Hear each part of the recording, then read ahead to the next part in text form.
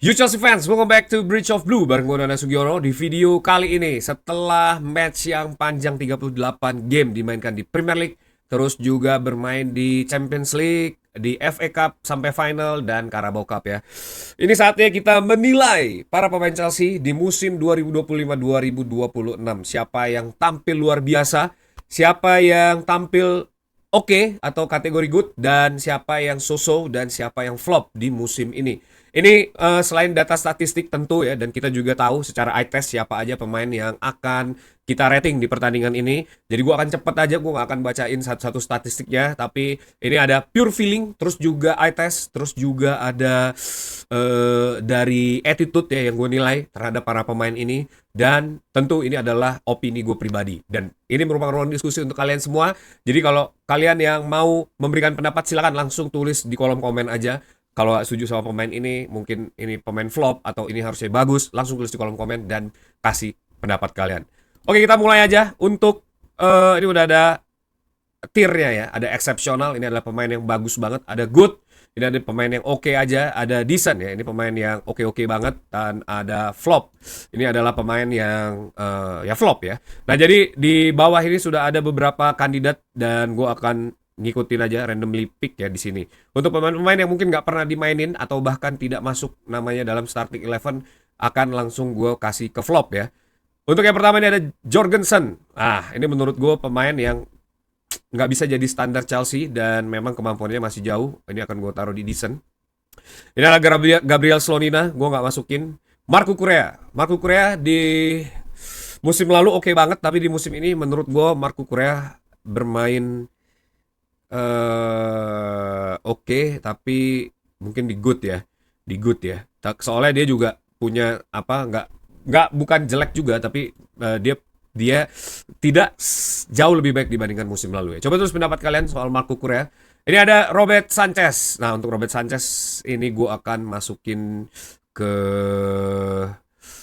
kalau Robert Sanchez mungkin gue akan masukin good ya, karena dia bagus tapi bukan eksepsional, karena di beberapa partai, kecuali misalnya dia berhasil nepis tendangan di final FA atau gagal membuat membatalkan gol-gol yang spektakuler, itu akan gue masukin ke eksepsional. Tapi kalau permainan dia yang masih nggak stabil, on off, itu akan gue masukin ke kategori good ya. Ada Tosin, ada Rabiot di musim ini. Ini Tosin eksepsional ya tentunya. Tentu tidak, ini adalah flop sudah jelas, karena setiap dimainin dia nggak pernah delivered dan juga selalu blunder ya. Ada Badiashile ini menurut gue masuk ke decent aja sebenarnya. Jadi dia nggak flop juga, kadang-kadang dia bermain steady ya, tapi memang ceiling pemain ini nggak jauh lebih baik dari pemain-pemain mediocre yang kita punya lainnya ya. Ada Liva Colwill di musim ini bermain sedikit banget ya. Dari awal musim baru bermain sekitar 3 pertandingan berarti ya. Ya dari permainan itu menurut gue saat ini gue akan nilai dia sebagai decent player ya, dengan decent performance, karena memang gue belum melihat, mau dibilang bagus, tapi di game melawan City dan juga Sunderland kita juga kalah gitu. Jadi untuk gua pribadi kelihatannya memang seorang Liverpool ini masih butuh waktu lagi ya untuk memberikan penilaian atau membuat kita menilai performa dia jauh lebih baik lagi ya. Coba tulis pendapat kalian di kolom komen tentang Liva Colwill ya. Kemudian ini ada Mamadou Sarr, menurut gue decent aja, nggak terlalu bagus-bagus juga ya di musim ini. Sempat dimainkan beberapa kali, selain memang punya ininya menit bermainnya kurang, dan ya tidak bisa dibilang juga sebagai pemain bagus ya. Ada Jorel Hato menurut gue decent juga, karena memang baru bagus di beberapa pertandingan terakhir aja, dan itu pun juga ya balik lagi masih nggak konsisten ya, dan memang secara performa menurut gue nih pemain punya potensi, tapi ya memang harus diarahkan oleh pelatih yang tepat ya. Trevor Chalobah menurut gue decent juga, nggak bisa disebut good juga, karena memang ada beberapa kesempatan juga, maksudnya dia bermain oke aja, nggak terlalu eksepsional, nggak terlalu stand out. Adalah momen-momen di mana dia cukup stand out di 1-2 pertandingan, tapi sepanjang 38 musim, dari 38 pertandingan di musim ini menurut gue penampilannya decent aja. Rhys James menurut gue good ya, walaupun ada beberapa game mungkin 50-50 ya antara eksepsional atau good.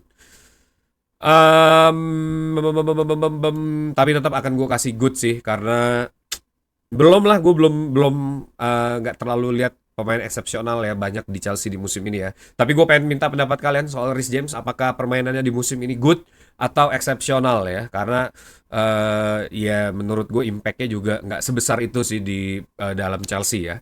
Cuma ya kalau ada Reece James semuanya lebih positif dan juga mungkin lebih gampang ya. Malo Gusto ini pemain flop menurut gue di musim ini. Ditambah lagi dengan perilaku dia di akhir melawan Sunderland. Ini gue gak mau lihat lagi pemain ini berada di Chelsea di musim depan dan harus segera dijual karena memang ini pemain secara attitude ya. Menurut gue ini pemain yang gak tahu urgensi dan juga terlalu menganggap remeh pertandingan. Terutama di pertandingan terakhir melawan Sunderland. Ini banyak yang eh nyerang gue juga para fans Chelsea ya di konten gue terutama pada saat gue ngomongin Pedro Neto. Nanti kita akan bahas lebih jelas ya. Tapi menurut gue attitude seperti yang ditunjukkan oleh Malo Gusto di pertandingan ini gue gak mau lagi lihat ya.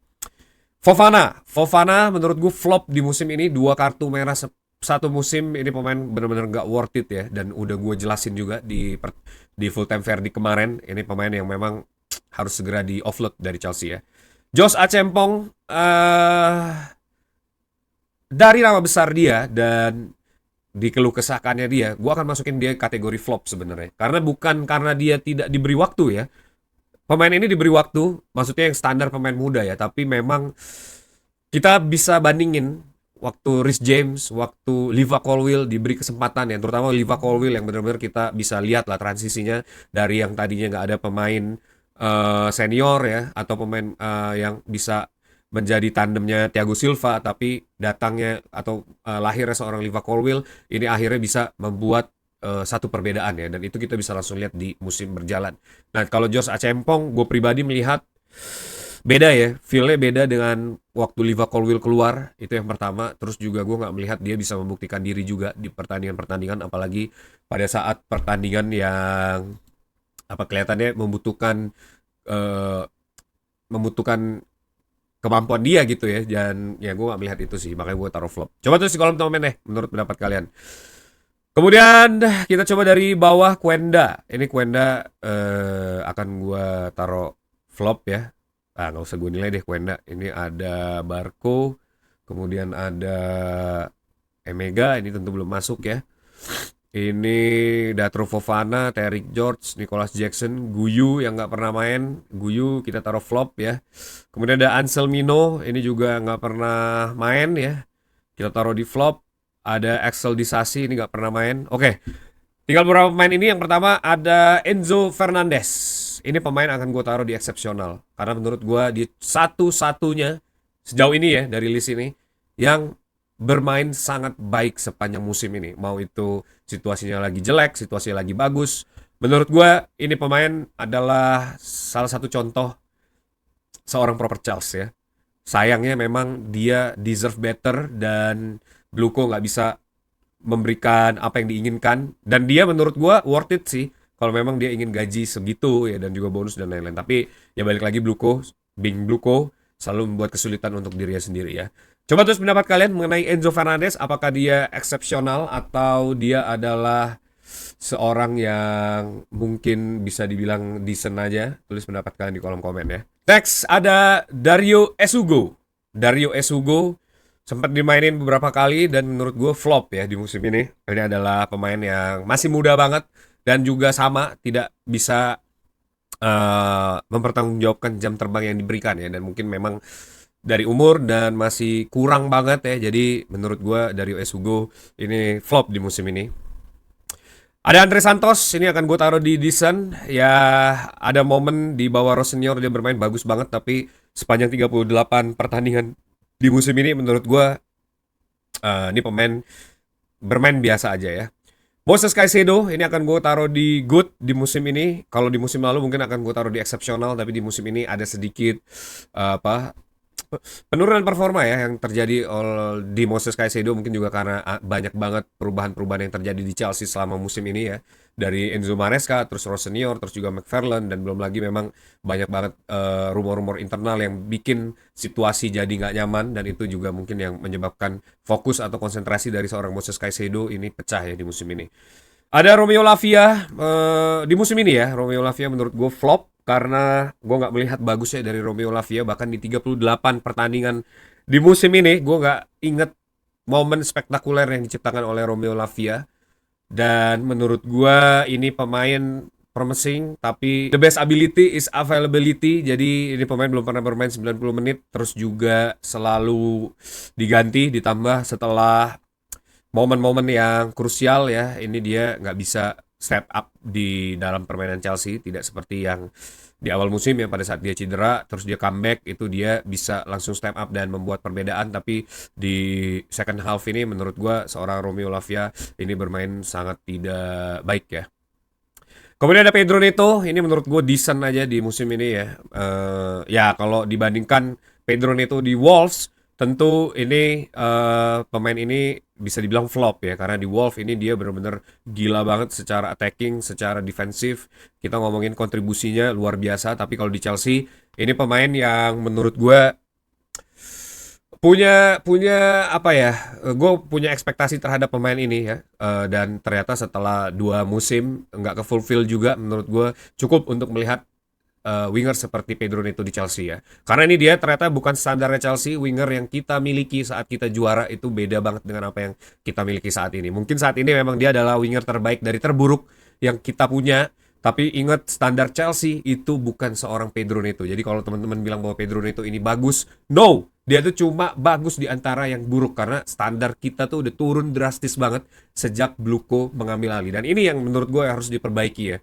Jangan sampai kita punya standar yang jadi patokannya Bluko gitu. Gue nggak mau banyak fans mungkin nanti merasa bahwa Pedro Neto ini adalah winger yang memang terbaik yang bisa dipunya oleh Chelsea. No, kita punya banget winger-winger yang jauh lebih bagus lagi, dan kita juga bisa banget untuk mengambil winger-winger yang jauh lebih bagus dibandingkan Pedro Neto, karena secara value, secara gaji banyak banget winger yang bisa kita pilih dan bisa menjadi seorang winger yang memang sebagaimana winger gitu ya, yang decent winger, yang bagus, yang eksepsional, itu banyak banget menurut gue di keluaran. Nah, jadi kemarin gue sempat mengkritik kenapa Pedro Neto ini tersenyum pada saat diganti ya.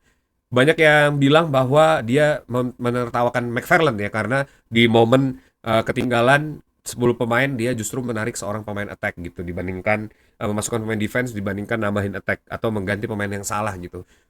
Dari situ aja itu menurut gue attitude yang tidak seharusnya dikeluarkan oleh seorang pemain Chelsea.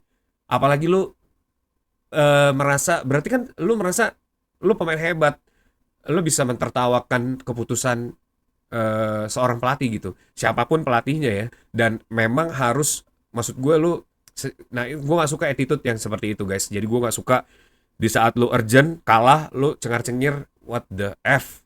Menurut gue tuh bukan satu attitude yang bisa membawa lu ke juara menurut gue, karena pengalaman gue selama gue nonton dan gue liat Chelsea juara, nggak ada pemain yang attitude-nya kayak Pedro Neto ini di saat kita kalah. Itu yang membedakan Chelsea sekarang dengan Chelsea yang dulu. Jadi ya banyak orang yang mengkritik gue, lu hal kecil gitu doang, lu frustasi, lu gimmick aja, apa ekspresi sekarang dikomenin.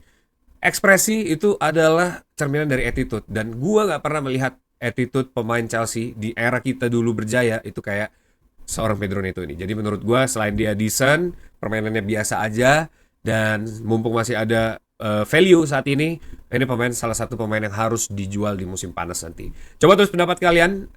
Mungkin kalian adalah advokatnya Pedro Neto. Coba tulis di kolom komen. Apakah ini pemain harus dijual atau tetap dipertahankan di Chelsea musim depan? Wow, ini ada Liam Delap. Ini dia eksepsional ya. 38 game, 38 gol. Gol goib, tapi sayangnya tidak bisa menciptakan gol. Ini pemain akan gue taruh di flop apapun alasannya. Di pemain keterlaluan sih. Nggak perlu gue bela-bela dan jelasin lah, kita semua pasti sepakat ya. Ada Cole Palmer. Nah, ini Cole Palmer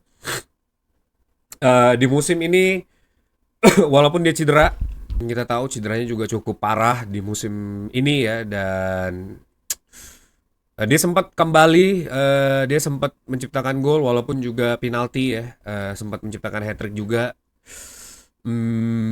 Tapi kalau kita compare menit bermainnya Cole Palmer contoh dengan pemain-pemain good ini seperti Reece James, seperti Moses Caicedo, menurut gue Cole Palmer masih berada di good menurut gue ya. Tapi gue nggak tahu deh, coba tulis pendapat kalian. Karena menit bermain dia dibandingkan 4 pemain lain ini ya, kalau nggak salah nih Cucurella, Enzo Fernandez, Robert Sanchez ini bermain 34 match atau 36 match di musim ini. Dan mereka yang terbanyak, sisanya ini 30-an lah. Moses Caicedo juga salah satu yang terbanyak. Nah, dibandingkan Cole Palmer, menurut gue dengan kontribusi dia dan impact dia di musim ini, gue bisa bilang dia good. Tapi kalau komparasinya di musim lalu ya susah juga ya. Atau gue akan taruh dia di decent deh untuk musim ini supaya nanti kita bisa punya benchmark melihat permainan dia di musim depan ya. Karena kalau di compare ke gol, Pedro Neto juga lumayan punya 7 atau 8 gol musim ini. 6 atau 7 gol. Kalau Cole Palmer itu 11 gol ya. Nah, itu yang kayaknya emang atau 9 gol kalau Cole Palmer kalau nggak salah. Nah, itu yang harus di-consider juga kayaknya ya. Oke, kita ke berikutnya. Ini adalah Jimmy Gittens. Tentu akan gue taruh di flop. Ini pemain yang nggak guna juga ternyata ya. Coba tulis di kolom komen menurut kalian apakah seorang Jimmy Gittens ini uh, bisa kita angkat derajatnya ke yang lain ya. Kemudian ada Joe Pedro. Joe Pedro ini gue akan taruh di good juga Joe Pedro karena menurut gue Joe Pedro ya sebenarnya ini dia kalau mau dibilang 11-12 sama Enzo Fernandez. Menurut gue belum ya. Kalau menurut gue Joe Pedro sama Enzo Fernandez itu belum di satu level di musim ini. Kalau Enzo Fernandez itu apa ya? Ada satu momentum, bukan momentum, ada satu magnet di mana kayak Enzo Fernandez itu punya soul untuk permainan Chelsea. Tapi Joe Pedro juga sama. Lini depan kita agak kesulitan tanpa Joe Pedro gitu. Tapi kita beberapa kali juga sempat bisa memenangkan pertandingan tanpa Joe Pedro ya. Dan ya secara kontribusi juga bagus di musim ini. Dia menjadi salah satu GA tertinggi Chelsea juga di musim ini. Dan ya tapi di second half ya dia baru gacor. Tapi ya akan gue taruh di eksepsional deh Joe Pedro deh. Karena menurut gue nih salah satu pemain juga yang bisa menggendong Chelsea di musim ini ya. Coba tulis pendapat kalian mengenai Joe Pedro. Apakah dia eksepsional atau good ya di musim ini. Ini Mark Yu tentu akan gue kasih di flop. Karena nggak penting juga sebenarnya. Ada Estevao, ini akan gue taruh di good atau decent. Decent kayaknya ya Estevao karena Estevao masih butuh waktu lagi. Kita lihat di musim depan ya. Ini Alejandro Garnacho akan gue taruh di decent aja atau flop ya. Ya dia melawan tim kecil bisa ngegolin, tapi walaupun itu nggak mudah sebenarnya ya. Nggak semua pemain juga bisa ngegolin. Kalau alasannya melawan tim kecil bisa ngegolin, harusnya yang lain juga bisa seperti itu. Bahkan pemain-pemain lain juga harusnya bisa kayak gitu. Tapi emang ini nggak mudah dan dia juga sempat ngegolin melawan Arsenal 2 gol ya. Dan punya clutch-clutch moment juga sama Chelsea di musim ini. Ya akan gue taruh di decent aja. Ini adalah Mike Penders, nggak dimainin. Oke, kelihatannya sih udah selesai semua. Ini sisanya adalah pemain-pemain yang udah dibuang Chelsea. Mungkin ada pemain lain yang menurut kalian kelewatan, coba tulis di kolom komen aja. Tapi kayaknya udah full ya. Pemain-pemain yang bermain di musim ini kelihatannya sudah ada semua. Dan kalau kita lihat di sini, cuma ada 6 pemain yang tampil luar biasa di musim ini. Cuma ada 2. Dan itu kenapa alasannya Chelsea di musim ini akhirnya cuma bisa finish di peringkat 10. Alasannya karena ini. Kalau kita lihat lebih dalam lagi, ternyata memang banyak pemain yang flop, yang nggak berguna di Chelsea. Ada berapa tuh? 1, 2, 3, 4, 5, 6, 7, 8, 9, 10, 11, 12. Hampir satu tim sepak bola berada di Chelsea dan nggak guna. Terus juga ada 1, 2, 3, 4, 5, 6, 7, 8, 9, 10. Ada 11 pemain yang decent aja penampilannya. Itu berarti satu tim Chelsea ini decent aja. Either itu karena tactical approach atau karena cedera, apapun itu semua harusnya bisa didesain dan juga ditanggulangi oleh Chelsea ya sebagai organisasi yang profesional yang tentu punya perencanaan yang jauh lebih baik lagi di musim depan. Nah, coba tulis pendapat kalian gimana squad ini, apakah worth it penilaiannya, apakah sesuai, apakah ya memang harusnya kita langsung offload seluruh pemain ini dan kita jual. Coba tulis pendapat kalian di kolom komen di bawah ya. Oke, that's it video for today. Thanks for watching guys. Lumayan seru ya. Coba tulis di kolom komen, pasti rame. Apa aja pendapat kalian tulis di kolom komen di bawah. I'm so happy to read your comment ya. Terima kasih untuk kalian semua yang sudah bergabung dan meramaikan konten ini dan menonton konten ini sampai akhir ya. Jangan lupa untuk klik like, share juga supaya makin banyak yang tahu. Dan yang paling penting adalah subscribe channel ini, nyalain loncengnya, bantu gue buat sampai ke 10.000 subscriber. Kalian juga bisa bantu gue dengan memberi hype di video ini supaya makin banyak True Blue yang bergabung di channel ini. Terima kasih untuk kalian semua yang sudah menyaksikan video ini sampai akhir. Tetap dukung Chelsea, want to blue, be blue, up to Chelsea.